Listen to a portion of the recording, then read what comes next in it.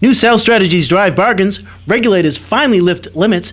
And should first-time homebuyers buy? Next on RE News You Can Use. I'm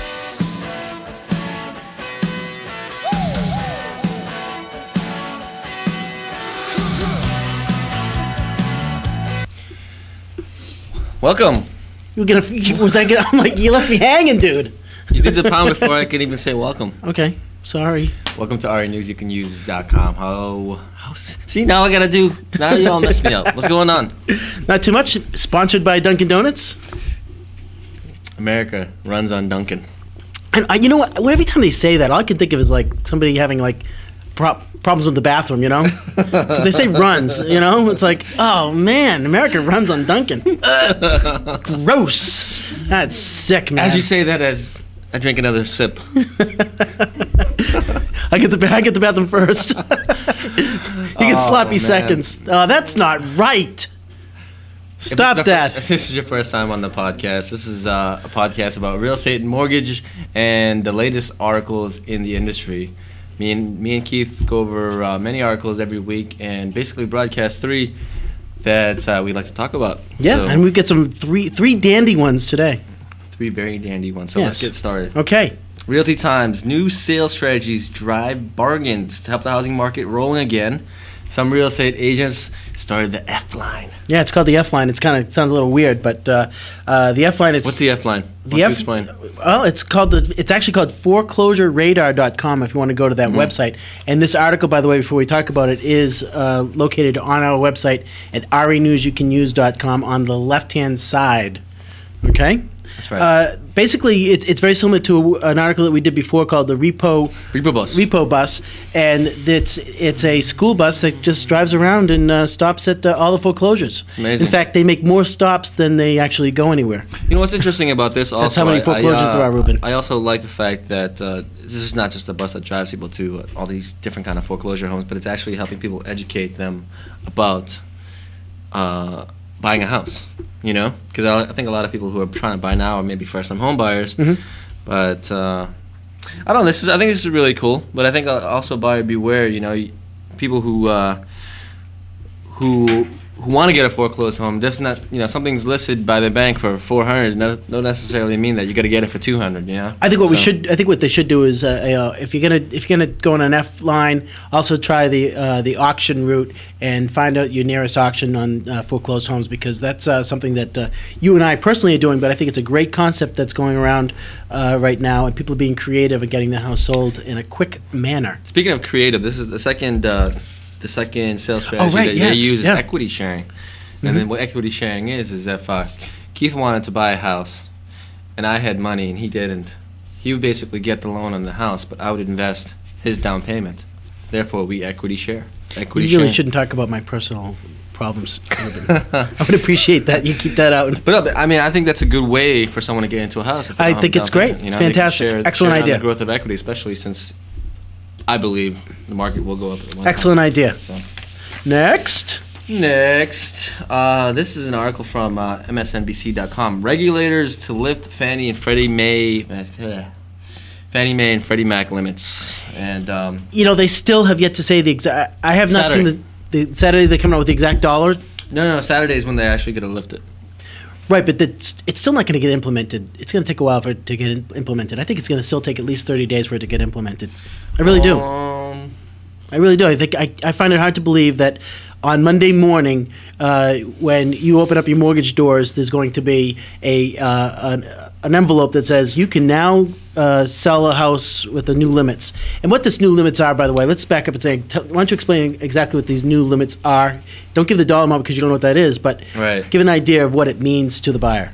Okay, so if you have a home for let's just say you bought it for $417,000, you basically bought it under jumbo limits, meaning that you bought a single-family home that was secured on the secondary market by Fannie Mae and Freddie Mac. So let's just say that. Well, I'm sorry. Let me back up. You bought something for $430 and it was a jumbo loan. You try to refinance it now, and under current loan restrictions, you'd be trying to refinance a jumbo loan. That's basically what Fannie and Freddie Mac are doing is raising these limits. So if you have a loan for 430, you're no longer in the jumbo loan limit, and you can basically save money. And that's what basically the biggest thing, the jumbo loan limit, right? The jumbo loan interest rate right now is typically 1% higher than the current traditional loan.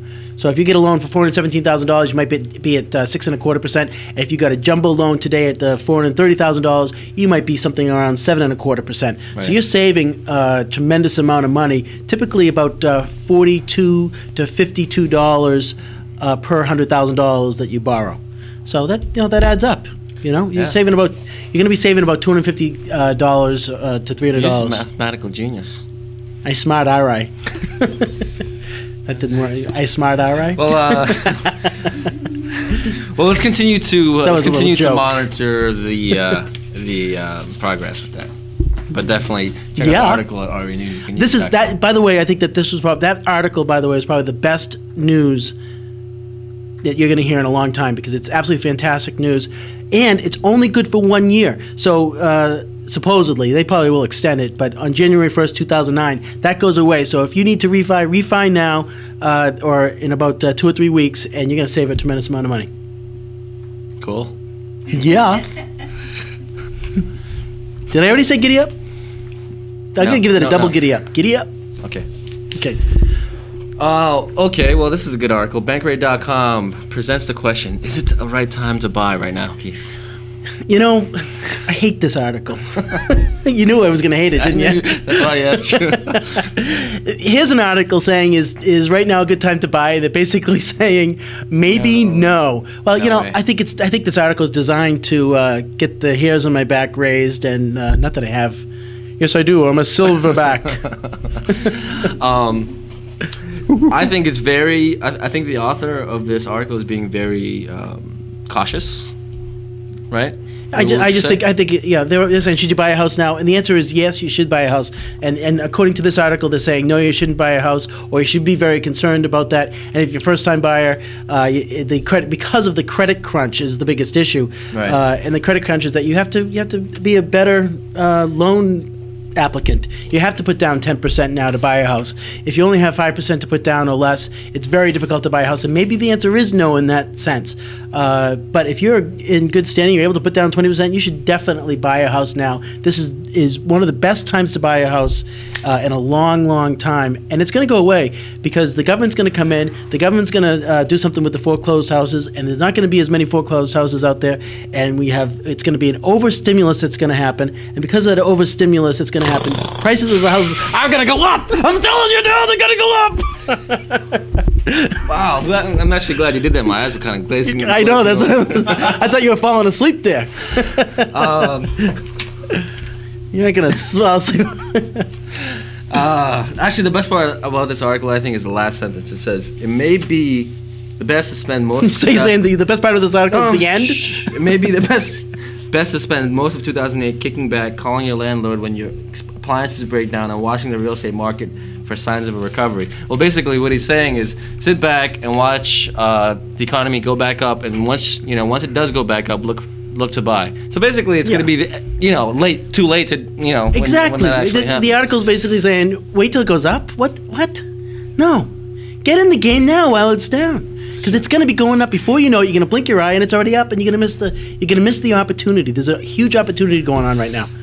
And if you're looking for a real estate agent, and no matter where you are, whether you're in Utah, California, Florida, Connecticut, Massachusetts, we will help you we will scrub clean an agent for you in that location. We have agents throughout the country that we will help you scrub clean those agents to make sure that you're dealing with the right agent, whether it's a buyer agent or a seller's agent.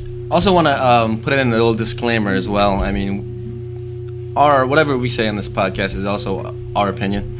I think a lot of people it's true. It's absolutely true. Very much disagree with us that it's not a right time to buy. Hey, you know what? If you don't want to buy right now, you don't have to. I mean, but a lot of people who are buying right now, we believe will make a good return on their investment if they stay in there for a while and they buy the right house, obviously. So thank you, cautious Ruben. Just trying to Hey, check out renewsyoucanuse.com. There's some fun links out there. If you're a real estate agent, there's a great button there that says bankers need real estate agents. Click on that link. Go to that link and check it out. If you want to save money on your mortgage, check out the link over there too. Gotta go. Ruben? Make it a great day. Merry Christmas.